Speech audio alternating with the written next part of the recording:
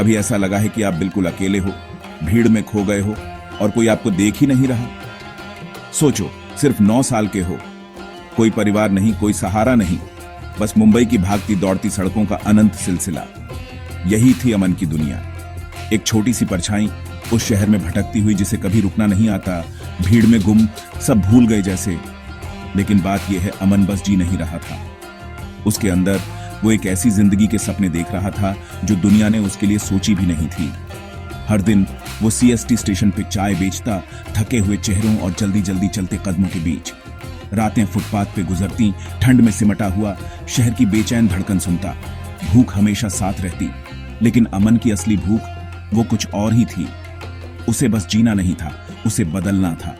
एक दिन किसी अजनबी ने अखबार छोड़ दिया, किस्मत से वो अमन के हाथ लग गया।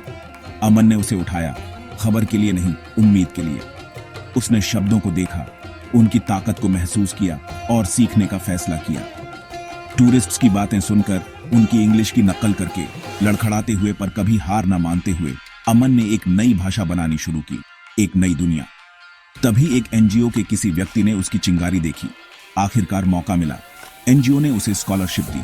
अमन के लिए ये सिर्फ पैसे या किताबें नहीं थी, ये अंधेरे से बाहर निकलने का रास्ता था। दिन स्कूल के लिए थे, किताबों को पढ़ता, सीखने की प्यास बुझाता। रातें अब भी काम में बीतती, हर पल को गिनता हुआ। उसका हौसला और मजबूत होता गया।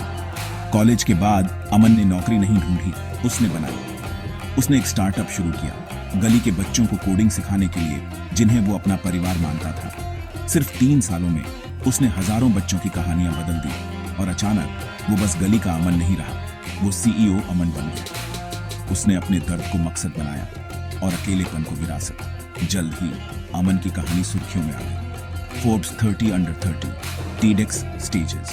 लेकिन उसके लिए असली इनाम शोहरत नहीं थी, वो बच्चा था जो अब सपने देखने की हिम्मत करता था। वो बच्चे जिन्होंने सड़कों की जगह कंप्यूटर स्क्रीन पकड़ी, जो आंकड़े बनने से नेता बनने लगे।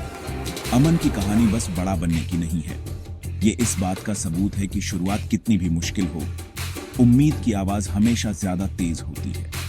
दुनिया आपको हार मानने के 1000 बहाने देगी, लेकिन कभी कभी बस एक वजह ही काफी होती है आगे बढ़ते रहने के लिए। तो अगर आप ये सुन रहे हो और सोच रहे हो कि आप कभी आगे बढ़ पाओगे या नहीं, तो अमन की कहानी याद रखना। अपने हालात को खुद को मत बनाने दो, अपनी हिम्मत से अपना भविष्य बनाओ। अगर इस कहानी ने आपको छुआ है तो एक कमेंट करो और बताओ, मैं अमन जैसा बनना चाहता हूं।